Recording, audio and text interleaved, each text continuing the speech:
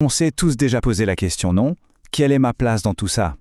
On cherche des réponses, parfois dans les étoiles, parfois au plus profond de nous.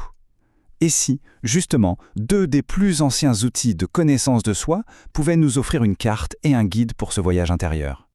Ouais, comment on navigue dans nos relations, notre carrière, tous les défis du quotidien. Aujourd'hui, on va explorer comment deux systèmes symboliques absolument fascinants, l'astrologie et le tarot, peuvent s'allier pour nous donner une perspective complètement unique sur notre propre vie.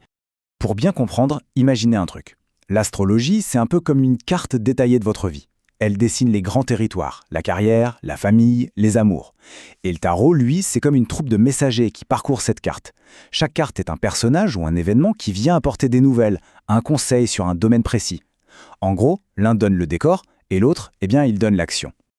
Bon, on a notre carte. Par où on commence? Par les fondations, évidemment, les 12 maisons astrologiques. C'est elles qui vont délimiter, en quelque sorte, les grandes régions de notre existence. Alors, c'est quoi ces fameuses maisons? En fait, c'est assez simple.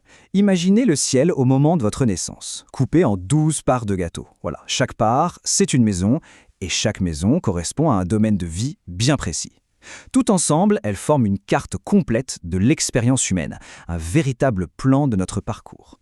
Et voilà à quoi ça ressemble concrètement. C'est un cycle complet en fait. Ça part de la maison 1, le soi, notre identité. Ça passe par nos relations en maison 7, notre carrière en maison 10, pour finir dans les profondeurs de l'inconscient en maison 12. C'est vraiment chaque chapitre de notre livre personnel qui est là. Ok, pour que ça soit encore plus parlant, on va zoomer sur les 4 piliers de cette carte. La maison 1, l'ascendant. C'est notre vitrine, ce que le monde voit de nous en premier. La maison 4, c'est notre socle, nos racines. La maison 7 en face, c'est le miroir, le domaine de l'autre. Et la maison 10 tout en haut, le milieu du ciel, c'est le sommet de la montagne, notre ambition, notre carrière. Rien qu'avec ces 4 points, on a déjà les grandes coordonnées de sa carte perso. Bon, la carte est posée, le décor est planté, maintenant il est temps de faire entrer les messagers, et c'est là, bien sûr, que le tarot entre en jeu pour venir peupler notre paysage de vie avec ses personnages et ses histoires. Le tarot, en gros, c'est 2 jeux en un. D'un côté, il y a les 22 arcanes majeurs, les grosses cartes comme le battleur ou l'impératrice. Elles parlent des grands tournants, des leçons de vie fondamentales. Et de l'autre côté, on a les 56 arcanes mineurs. Là, on est plus dans les scènes du quotidien. Les petites victoires, les peines de cœur, les challenges au boulot. Ce sont tous les détails qui donnent de la couleur à notre grande histoire. Et comment le tarot parle de nos émotions, de tout ce qui se passe à l'intérieur? Il a une famille de cartes spécialement pour ça. Les coupes. Ces cartes, ce sont le miroir de notre cœur. Elles parlent d'amour, d'amitié, de joie, mais aussi de tristesse. Tout notre univers affectif est là. Et ce qui est incroyable, c'est la nuance de chaque message. Prenez l'as de coupe, par exemple. Il annonce une nouvelle ouverture du cœur, un nouveau départ. Le 2 de coupe, lui, suggère qu'après une période de guérison, on est enfin prêt à retrouver l'harmonie avec quelqu'un. Chaque carte apporte une information vraiment spécifique. Ok, on a toutes nos pièces. La carte d'un côté, les messagers de l'autre. C'est maintenant que la magie opère. On assemble le puzzle. C'est en superposant la carte de l'astro et les messages du tarot qu'on obtient une lecture hyper riche et personnelle de notre situation actuelle.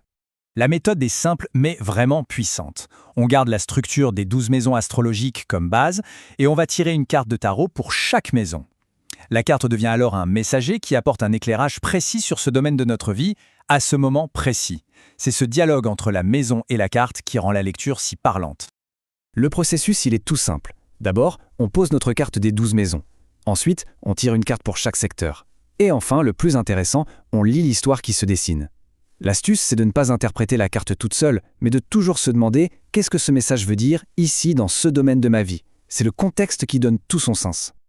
Allez, assez de théorie, mettons ça en pratique. C'est avec un exemple concret qu'on va vraiment voir toute la puissance de cette méthode. Regardez un peu la précision qui peut émerger de ces combinaisons.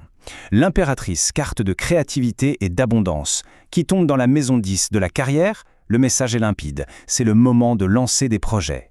Le 2 de coupe, symbole d'union, dans la maison 7 des partenariats, ça peut indiquer une réconciliation, un nouvel équilibre. Et le 10 de coupe dans la maison 4 du foyer, c'est carrément l'image de la plénitude à la maison. Chaque combinaison raconte sa propre histoire. Par contre, il y a un point crucial à comprendre. Ce n'est pas un outil pour prédire l'avenir. Pas du tout. C'est un miroir du présent. Le résultat, c'est comme une photographie de nos énergies actuelles.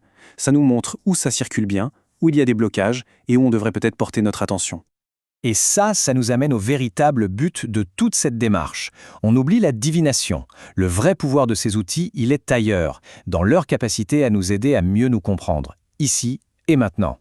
En fait, en utilisant ce langage symbolique, on entame un dialogue avec soi-même.